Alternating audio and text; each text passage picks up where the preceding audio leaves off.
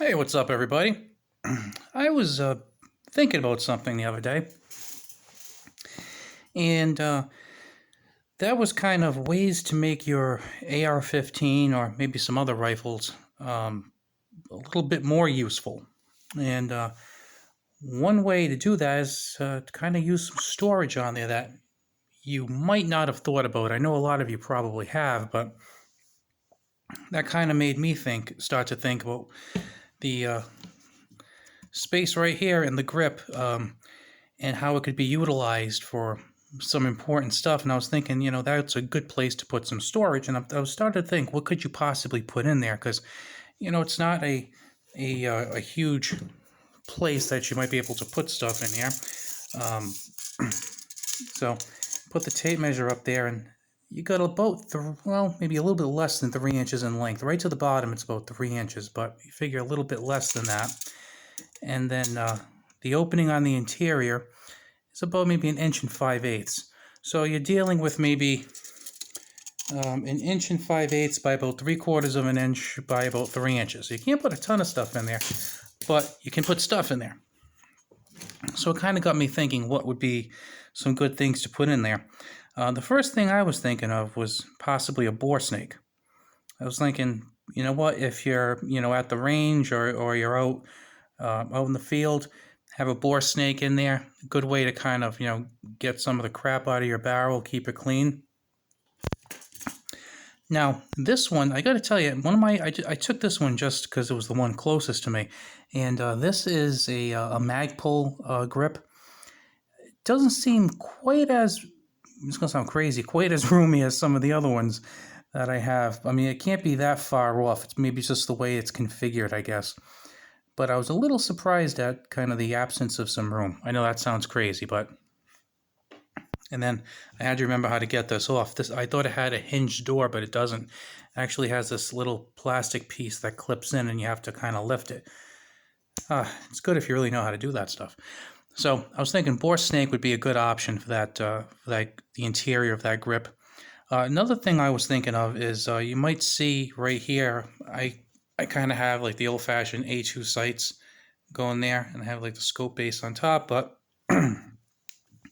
if I did have a red dot or another type of optic, might be a good idea to put some batteries just in case, because you never know if things are gonna go at some point. So maybe putting some extra batteries. And by the way, I'm not saying you should put all this stuff in, because that's not gonna fit. But a couple of those little disc batteries that are like the size of like a nickel or a quarter, you could fit those in there without much problem.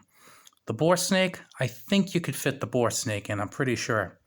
One of the other ideas that I thought might have been a good idea to put in might have been a knife, especially because there are some knives that have a knife and then maybe they have, like a couple of screwdrivers in it or something, but they are still kind of thin and short. So I tried to put my Boker stubby in there. Wouldn't fit. The length was fine, but it was actually too wide to fit in, which was surprised, but although it is called the stubby. So then I said, let me get something a little thinner. So I got this Buck Stockman I have, and I put that in there. That's not even close. That's about 3/4 inch out. So that was something else I was thinking would be a good idea. I'm going to be doing a review coming up of the SOG Senti. So maybe something like that would be a pretty good option to put up there. I'm thinking the SOG Snarl would also possibly fit in there, because that's kind of a small one.